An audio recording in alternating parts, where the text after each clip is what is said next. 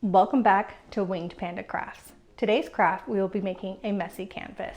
It's basically like a reverse stencil. The bottom layer is going to be a mishmash of different colors. We'll use a stencil to put on top of it and paint over it. And once we remove this stencil, we will reveal our amazing art that we're going to be doing today. It's going to look something like this at the end. For this craft, you're going to need a canvas. It doesn't have to be wrapped, but I will be using a wrapped one today. Paint brushes. I like to use one for each color. Paints. I use 3 for the bottom layer, and then I have my top coat. Vinyl. I'm using Oracle 651, and then a transfer sheet. Once you gather all of those materials, let's get crafting.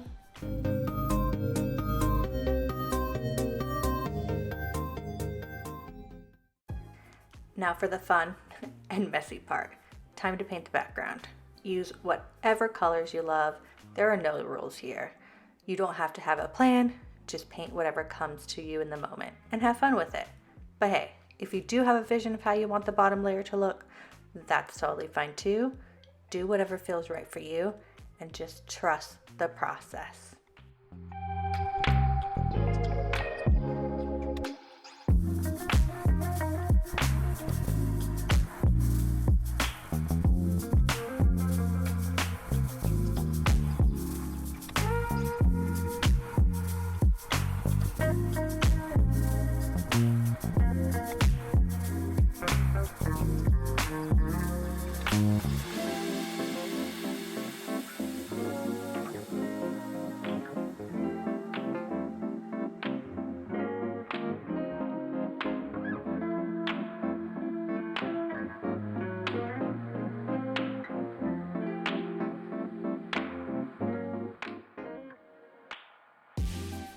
All right, while our background is drying, let's hop into Cricut Design Space and pick out our design.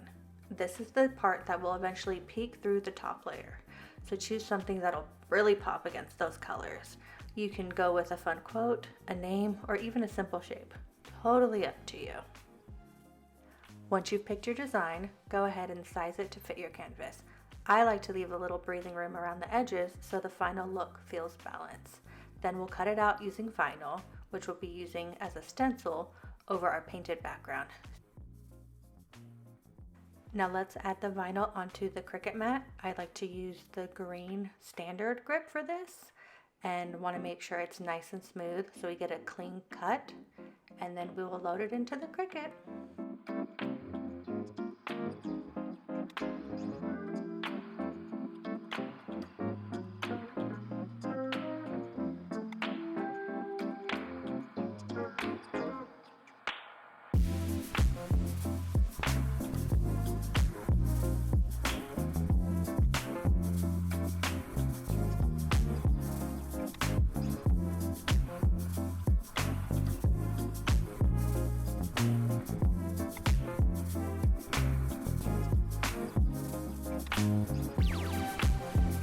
All right, our design is cut, and let's get it off the mat. I like to flip it over and peel the mat away from the vinyl. It helps prevent any curling or bending, especially with thinner designs. Now it's time to weed the design. This part can be a little tedious, but super satisfying. I'm using the Cricut Bright Pad Go to help me see all the little details more clearly, and honestly, it makes a huge difference for me. Okay, total rookie move, but I forgot to film the next part. But after weeding, I added transfer tape on top of the vinyl design. Just smooth it down really well with a scraper tool so it picks up all the letters and shapes. That way it's easily moved to the canvas later. Now we're adding the vinyl onto the canvas. I use the same scraper tool on both front and the back to help it stick. But full honesty, I had a really tough time with this part. I made plenty of these before, so I'm not sure what happened, but maybe the vinyl was old, or maybe it was less humid the last time I did one of these. But either way, with a little love, a lot of patience, and some help with a hairdryer, I was finally able to get it to stick. Now that the vinyl is finally in place, it's time for the top coat. I'm using white paint and just brushing it right over everything. Don't worry if it looks like a mess, that's kind of the whole point. Just make sure to cover the whole canvas, including the vinyl, so you get that nice crisp reveal at the end. And if you're using a light color like white, it might look a little translucent with just one coat. No worries, you can always let it dry and add another layer if it needs more coverage. This is totally artist choice though. I wasn't totally happy with just one coat of the white, so I went in to do another layer.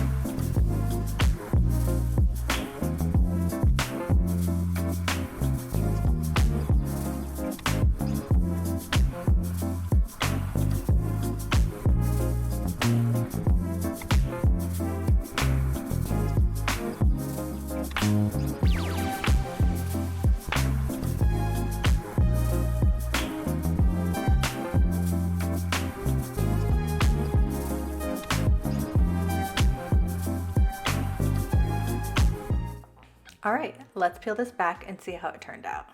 I always get so excited for this part. It's like unwrapping a present you made for yourself. You can already see the design starting to come through. Look at all those colors just pop underneath. This is why I love messy canvases. They look like total chaos at first, but then bam, it's magic. If you're having trouble with the little tiny pieces, just go slow and use your weeding tool to help lift them up. Look at that, so worth the effort. Every single time, it turns out different. I'm obsessed. And there you have it, your very own messy canvas. This project is fun, easy, makes for a fantastic gift or a great activity for a crafting night. The only problem can be applying the vinyl to the canvas, but with a little patience, the results are totally worth it. If you enjoyed this tutorial, don't forget to give my video a thumbs up and subscribe to my channel for more fun crafting ideas. And if you want to try this project and don't have all the supplies, I got you covered. I sell messy canvas kits on my website, and I'll make sure to put a link in the description below. Until next time, stay crafty.